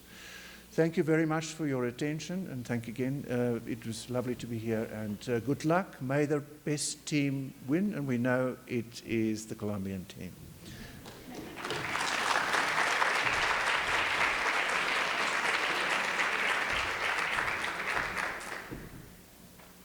Confieso que cuando Dion empezó a hablar de que se había subido en un taxi y había recorrido Bogotá y que había ido al centro, yo me sentí pues un poquito inquieto. Es un héroe, ¿no? Sin duda. Esa es Bogotá. Y la verdad, puntos de vista claros, puntos de vista a partir de su experiencia. Convertir las farmacias en centros de salud. Una propuesta audaz, sin duda, que se proyecta. Hay algo que me suena muy bien, es que los médicos no sabemos de todo. Eso es muy bueno también, porque en este país la gente se enferma de lo que los médicos sabemos, no de lo que los médicos, no de lo que la gente tiene. Van ustedes con un dolor de espalda y si van al urólogo, entonces sale con un diagnóstico de litiasis renal. Si va donde el neurocirujano, sale con un diagnóstico de hernia de disco. Si va donde un fisiatra, sale con un espasmo muscular. Si va donde un médico general, sale con un dolor de estudio. Si va donde un internista, quién sabe qué tendrá. Y obviamente así son los exámenes. El urólogo le pedirá una urografía, el neurocirujano le pedirá una resonancia, si va donde el reumatólogo le pedirá una cantidad de exámenes porque tiene un síndrome facetario, si va donde el fisiatra le pedirá una electromiografía, si va donde el internista le pedirá 500 exámenes y si va donde el médico general lo mandará a los otros 4. Porque ese es el sistema de salud. Pero se nos olvida desde los médicos que los pacientes no son bobos. Hoy en día el paciente llega casi siempre diciendo, doctor, necesito que me haga esto. Y estamos seguros que si yo no lo hago, alguien lo va a hacer. Entonces es importante, a partir de estas propuestas, recomponer ese diálogo y proyectarnos hacia donde de verdad tenemos que proyectarnos. Son herramientas que están ahí y todos en algún momento nos automedicamos. Desde el agua de hierbabuena de la tía Efigenia hasta obviamente el sana que sana de las mamás. Todo eso pasa por el autocuidado y por obviamente la automedicación. Entonces, como tiene que ver con nosotros todos, tenemos que aportar, pero lo tenemos que hacer dentro de un contexto que nos permita crecer. ¿Por qué estoy hablando así? Pues porque se nos acabaron los conferencistas. Entonces, El doctor Jaime Arias, sí, el doctor Jaime Arias, que es el presidente de ASEMI, que es el representante, es el líder de las aseguradoras en este país, pues tendrá su punto de vista. A él sí que le gustaría que convirtieran las farmacias en centros de salud, sin duda. El doctor Jaime Arias, que es el jefe de las EPS, es el que lidera las EPS. Y obviamente vendrá la cabeza del ente regulador, del INVIMA, que son las dos conferencias que tenemos enseguida. Vamos a automedicarlos con pitos, cornetas y no, mentiras. Después vamos a dar media hora, 45 minutos para que tomen el almuerzo, regresamos, continuamos con las conferencias y vamos a ver el partido aquí en pantalla grande, obviamente después de una sesión de preguntas y respuestas. Terminada esta jornada de la mañana, pues ni más faltaba, un aplauso para todos nuestros panelistas y sin duda, Rodrigo, de verdad felicitaciones, he aprendido mucho y de verdad que es retador este panel, este foro, porque mañana vamos a discutir y vamos a mirar cómo sembramos 2 o 3 pilares grandes para que Colombia vaya por una ruta que sin duda usted nos muestra, Dion. Gracias. Insistimos, media horita, 45 minutos máximo, y verá que nos rinde. Gracias.